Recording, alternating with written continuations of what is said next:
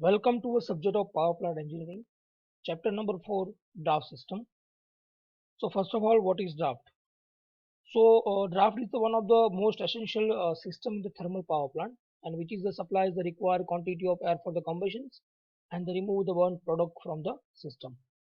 જે પણ કંઈ આપણે એર આપીએ છીએ એટ પોઈન્ટ ઓફ આપણું જે પણ કંઈ ફ્યુલ બેડ હોય છે જે પણ આપણી જગ્યાએ આપણું ફ્યુલનું કમ્બશન થાય છે ત્યાં આપણે જે એર પ્રોવાઈડ કરીએ છીએ અને જે પણ કંઈ ગેસ છે જે આફ્ટર ધ તમારે જે પણ કંઈ ફ્યુલ છે અને બંધ થયા પછી જે ફ્લુ ગેસ પ્રોડ્યુસ થાય છે એને જે આપણે રિમૂવ કરીએ છીએ બરાબર તો એના પોઈન્ટ ઓફ વ્યૂ આખું જે આ ડ્રાફ્ટ સિસ્ટમ છે યુઝ થાય છે so the move the air through the fuel bed and produce the flow of hot gases through the boiler, then economizer, preheater and chimney and they require the different pressures.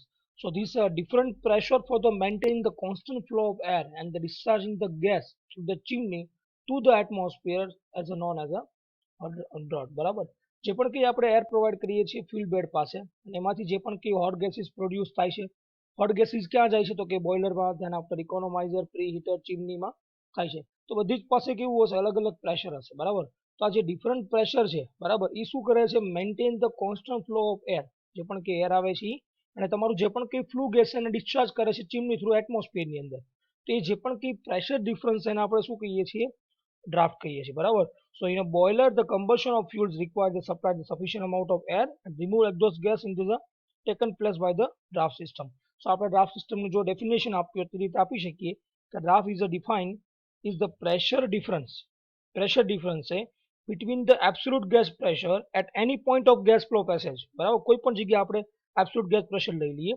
and the atmospheric air outside the boiler જે boiler પાસે atmospheric air છે બંનેના pressure different ને બરાબર અને pressure different થાય છે શું કરવા so required to maintain the flow of air and exhaust gas through the boiler settings બરાબર so that's called a draft બરાબર function of draft ના basic function પણ છે first function is that to supply the required quantity of air to the boiler furnace for the combustion of fuel આપણે combustion of fuel માટે આપણે કેટલી air requirement છે એ આપણે ખબર પડશે બરાબર સપ્લાય કરશે then to removal exhaust gas from the boiler passage to maintain the flow of air and gas કે જે પણ તમારો exhaust gas છે જે બોઇલર પેસેજ માંથી ફ્લો ઓફ એર અને ગેસ જે પણ કન્ટિન્યુઅસ થવાનું છે કન્ટિન્યુઅસ ફ્લો બરાબર of air and flue gases એના point of view then third one is that to create the pressure difference against the pressure loss in the flow passage pressure difference કરશે and the fourth one is that to discharge the exhaust gas such that they will not be objectable or injurious to the surrounding જે પણ gas produce થાય છે એટમોસ્ફિયરમાં release થાય કે જે પણ કોઈ આપણે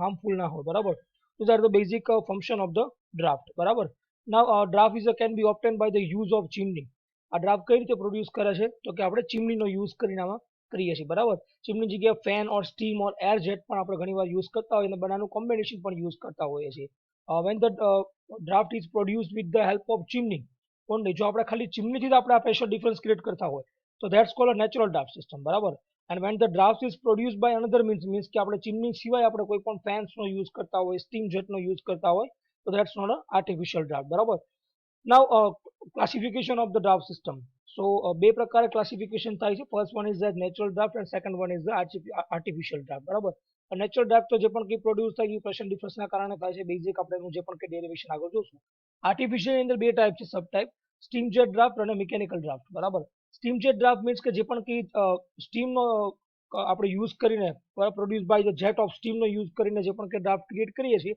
that's called steam jet draft એટલે જે પણ કંઈ ફેન્સ મૂકી દઈએ આપણે બરાબર તો એના હેલ્પથી કરીએ તો એને કેવું કહેવાય છે મિકેનિકલ ડ્રાફ્ટ કહેવાય છે સ્ટીમ જેટની અંદર પણ ફોર્સ અને ઇન્ડ્યુસ ડ્રાફ્ટનો યુઝ થાય છે વેરએવર અહીંયા પણ ફોર્સ ડ્રાફ્ટ અને ઇન્ડ્યુસ ડ્રાફ્ટ ફેન આપણે જે ફેન મૂકીએ છીએ એના પોઈન્ટ ઓફ વ્યૂ આપણે એનું ક્લાસિફિકેશન કરી શકીએ બરાબર નાઉ losses in the air gas loop system બરાબર as we know that the draft is a nothing but is a pressure difference બરાબર to require the necessary acceleration to the burn gas to their final velocity and to overcome these pressure losses in the boiler pressures બરાબર એની માટે basic જે પણ કયા losses છે consider કરવામાં આવે છે બરાબર તો આપણે ડ્રાફ્ટ ઓવરઓલ શું કહીએ છીએ બરાબર તો ડ્રાફ્ટ આપણે કહીએ છીએ draft is equal two head required to accelerate the gases બરાબર plus head losses in the path of the flue gas એટલે જે પણ કંઈ head ડ્રાફ્ટ એકચ્યુઅલી છે શું એક હેડ છે બરાબર રિક્વાયર્ડ ટુ ગેસ જે પણ કંઈ ગેસ છે એને બહાર કાઢવા માટેનું બરાબર તો ટોટલ આપણે જે પણ કંઈ head required to accelerate the gas plus head losses in the path of the flue gas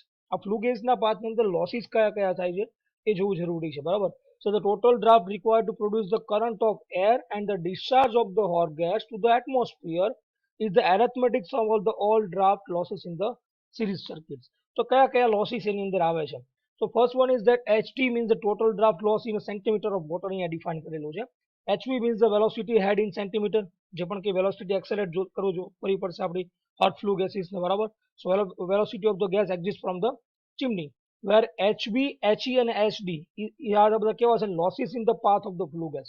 So first one is the HB means the fuel bed resistance equivalent to the centimeter of water head.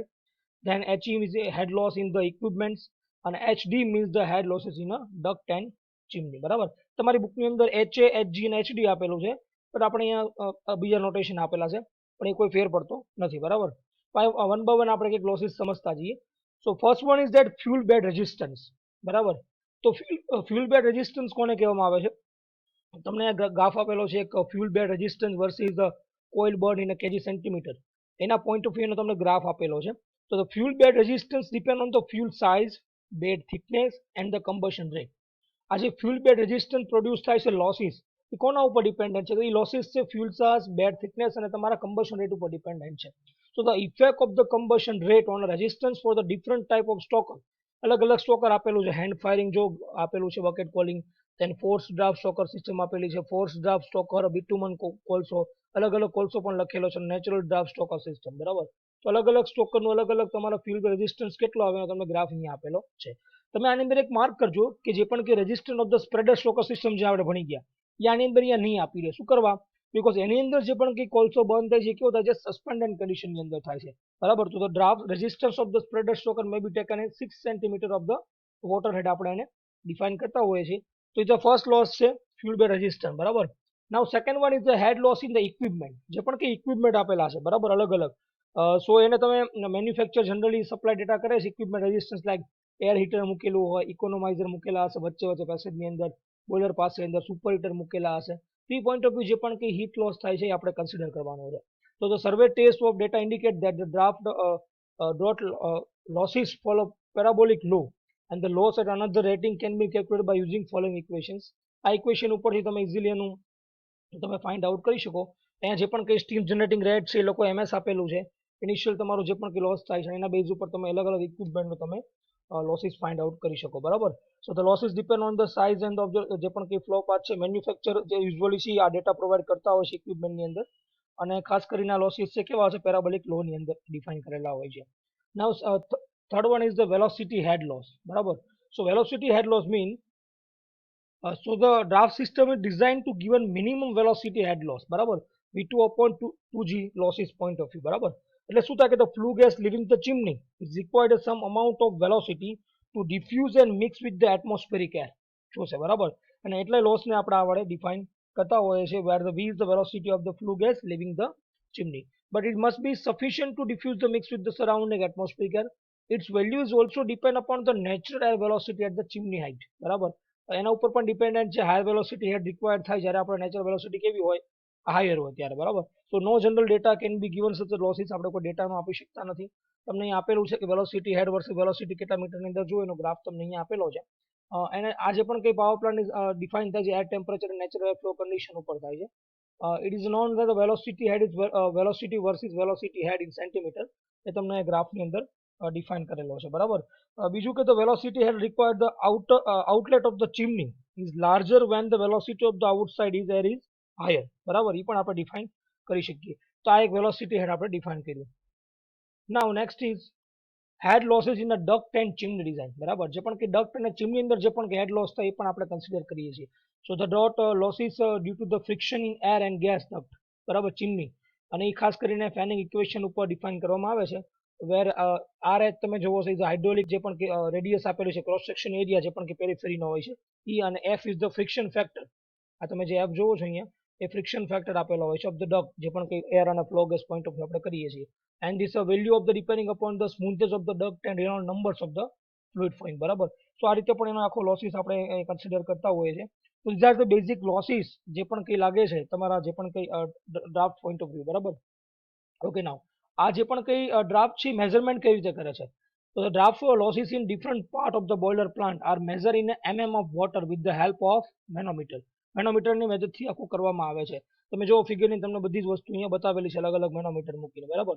So this pressure may be above the atmospheric pressure or below the atmospheric pressure, બરાબર. For very accurate measurement the inclined type of manometer વધારાનું use થતું હોય છે.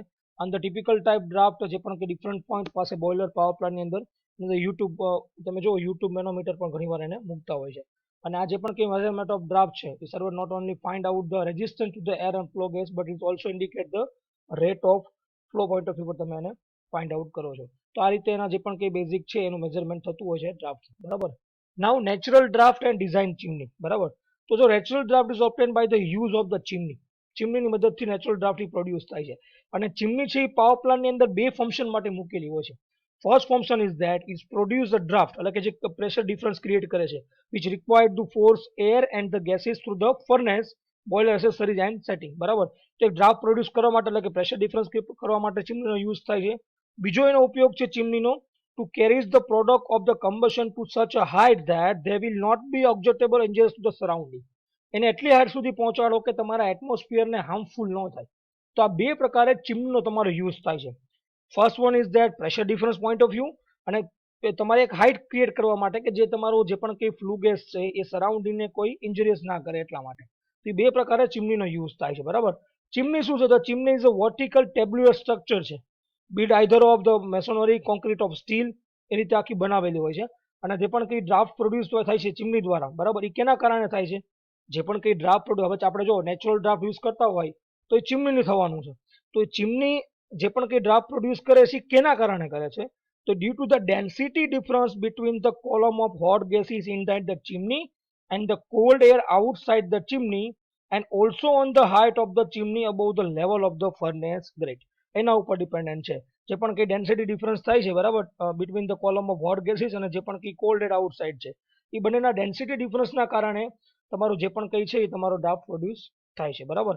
The density differences depend on the temperature of the flue gas passes in the chimney and the temperature of the atmosphere. હવે density કોના ઉપર dependent હોય? તો કે જે પણ કે તમારું હોટ ફ્લુ ગેસીસ છે, બરાબર, એનું જે પણ કંઈ ટેમ્પરેચર છે અને તમારું જે પણ કંઈ એટમોસ્ફિરિક એર છે એનું તમારું ટેમ્પરેચર છે એના ઉપર ડિપેન્ડન્ટ છે, બરાબર. તો હવે એના ઉપરથી આપણે નેચરલ ડોટ કઈ રીતે ફાઇન્ડ આઉટ કરી શકીએ? તો natural dot is obtained with the use of tall chimney which may be sufficient insufficient. હવે P1 પ્રેશર કોને કહેશું? એટ ગ્રેટ લેવલે, કે જે જગ્યાએ ચીમનીનો બેઝ છે ત્યાં. અને pressure of the top of the chimney એનું આપણે શું ડિફાઇન કરશું? Pressure P2. So when fire is not lighted, ત્યારે ફાયર થતું નથી, તો ચીમની ફીલ શું હશે? આખું ચીમની તમારી એટમોસ્ફિયરથી ફીલ કરેલી હશે, બરાબર. ઇટ મીન્સ કે તમારું જે પ્રેશર છે ગ્રેટ લેવલે શું ડિફાઇન કરશે? એટલે કે P1 is equal to P2, એટલે કે જે પણ કંઈ pressure outside the temperature plus pressure due to the atmospheric air or air column of the height of H. Suppose આખી ચીમનીની આપણે હાઇટ H ડિફાઇન કરી લઈએ, તો તમારું જે પણ કંઈ ગ્રેટ લેવલનું પ્રેશર છે P1 એ કોના ઉપર ડિપેન્ડન્ટ છે? તો કે એટમોસ્ફિરિક એર આઉટસાઇડ ધ ટેમ્પરેચર ઉપર, અને બીજું કે ચીમનીની અંદર તમારી જે પણ કંઈ એટમોસ્ફિરિક એર ફિલઅપ કરેલી છે એના બેઝ ઉપર. જ્યારે આપણે ફાયર લાઇટ આપણે કર્યું કે ફાયરિંગ આપણે કર્યું નથી એ વખતની વાત છે, બરાબર. સો વેર ધ આ જે પણ કંઈ pressure due to the atmospheric air column of the height of H, એને કઈ રીતે ડિફાઇન કરીએ? So rho as means the atmospheric તમારી ડેન્સિટી હશે એટમોસ્ફિરિક એરની, G means gravitation constant and H means the height of the chimney, બરાબર. Okay, now હવે આપણે શું કરીએ છીએ? ગ્રેટની અંદર આપણે ફાયરિંગ કરીએ છીએ. When the fire is lighting up the grate, બરાબર, તો hot gases will fill up the chimney as well as the flue gas પાસે the pressure at the grate level is given. તો હવે શું થાય? એની અંદર તમારો હોટ ફ્લુ ગેસીસ પણ આવી જશે, બરાબર. તો P1 dash is equal to P2. P2 means શું છે? આપણું જે પણ કંઈ pressure at the top of the chimney outside તમારું છે, અને બીજું અંદરનું જે પણ કંઈ pressure to the hot flue gases column height of the chimney. હવે અંદર શું આવી ગયું છે? તમારું ફ્લુ ગેસીસ તમારે એની અંદર તમારી અંદર ઇન્ક્લુડ થઈ ગયું છે, બરાબર. સો અહીંયા તમારું આવશે શું આવશે? રો જી આવશે. અહીંયા લોકો રો લખ્યું છે, ભૂલ છે, પણ અહીંયા રો જી આવશે, રો જી જી એચ, બરાબર. એટલે આપણે બીજું પ્રેશર મળી ગયું. ઓકે, સો આપણો પ્રેશર ડિફરન્સ કેટલો આવ્યો? ઇનિશિયલ કેટલું હતું જ્યારે ઇગ્નાઇટ નહોતું કર્યું ત્યારે, અને પછી ઇગ્નાઇટ કર્યું ત્યારે, બરાબર. રો એ પ્લસ પી એ પ્લસ રો એ જી એચ માઇનસ પી એ પ્લસ રો જી જી એચ, બરાબર. તો તમે જુઓ જી એચ કોમન કાઢો તો શું આવી જાય? રો એ માઇનસ રો જી આવી જાય, બરાબર. સો આ રીતે એનું ડિફાઇન તમે કરી શકો. સો એને આપણે શોર્ટમાં કહેવું તો density of the hot flue gases is less than the density of the atmospheric air. તો ડેલ્ટા પી કેવું આવશે? પોઝિટિવ આવશે, બરાબર. અને છે શું કે તમારા ફ્લુ ગેસનો જે પણ ગેસ છે એને ફ્લો થવા દેશે. And the pressure difference delta P is causing the flow of gas is called static drought એટલા માટે આ ઇક્વેશન જે આપણે કર્યું ડેલ્ટા પી વાળું ઇક્વેશન, આ નીચેનું ઇક્વેશન ની ઉપરનું ડેલ્ટા રો એ માઇનસ રો જી વાળું, એને આપણે કેવું કહીએ છીએ સ્ટેટિક